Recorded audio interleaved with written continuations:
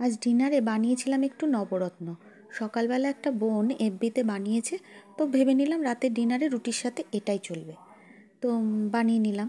রুটি পরোটা সব কিছুর সাথেই ভাল লাগে এটা খেতে। আমি তো ভাত দিয়েও খাই। তো সবজিগুলো আগে টুকরো করে কেটে নিলাম। আমার কাছে বিনসটা শুধু ছিল না, বিনসের বদলে আমি শিম দিয়েছিলাম। ওই শিমটা বিনসেরই জিম না করার রূপ আর কি। তো যাই হোক, গাজর, আলু, পটল আমি দিয়েছিলাম, এর মধ্যে একটু পেঁপে আর কুমড়োও দিয়ে দিয়েছিলাম। সঙ্গে ছিল ফুলকপি আর মটরশুঁটি। সব সবজিগুলো আলাদা করে আমি ভেজে নিয়েছিলাম। এটা একটু তেল বেশি লাগেই। তো তারপর ভেজে তুলে রেখে, তেলগুলো একটু রেখে অল্প তেলে আমি হিং আর শুকনো লঙ্কা ফোড়ন দিয়ে সবজিগুলো সব দিয়ে দিয়েছিলাম। তারপর হালকা হাতে 2 মিনিট নেড়েচেড়ে আমি দিয়ে দিয়েছিলাম আমার বাটা মশলাটা। বাটা মশলার মধ্যে ছিল পোস্ত, চারমগজ আর কাজু কিশমিশ আর এক টুকরো আদা।